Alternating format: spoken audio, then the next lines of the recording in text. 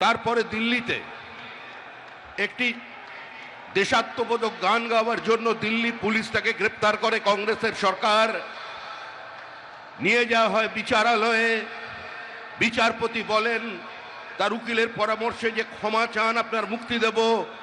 কিন্তু মাখনলাল সরকার বলেছিলেন আমি কোনো অপরাধ করিনি, সুতরাং আমি একটা গান গেয়েছি। বিচারপতি বলেন তাহলে আপনি গানটা গেয়ে শোনান। সেদিনের অপ্রাপ্তবয়স্ক মাখনলাল সরকার সেই গানটি গেয়ে শোনান এবং তারপর বিচারপতি নির্দেশ দেয় দিল্লি পুলিশকে।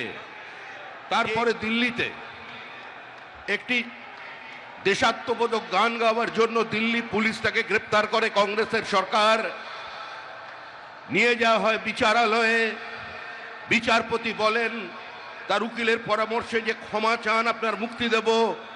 কিন্তু মাখনলাল সরকার বলেছিলেন আমি কোনো অপরাধ করিনি, সুতরাং আমি একটা গান গেয়েছি। বিচারপতি বলেন তাহলে আপনি গানটা গেয়ে শোনান। সেদিনের অপ্রাপ্তবয়স্ক মাখনলাল সরকার সেই গানটি গেয়ে শোনান এবং তারপর বিচারপতি নির্দেশ দেয় দিল্লি পুলিশকে।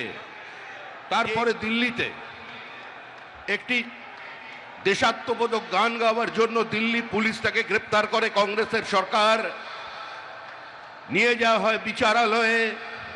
বিচারপতি বলেন তার উকিলের পরামর্শে যে ক্ষমা চান, আপনার মুক্তি দেব। কিন্তু মাখনলাল সরকার বলেছিলেন আমি কোনো অপরাধ করিনি, সুতরাং আমি একটা গান গেয়েছি। বিচারপতি বলেন তাহলে আপনি গানটা গেয়ে শোনান। সেদিনের অপ্রাপ্তবয়স্ক মাখনলাল সরকার সেই গানটি গেয়ে শোনান এবং তারপর বিচারপতি নির্দেশ দেয় দিল্লি পুলিশকে।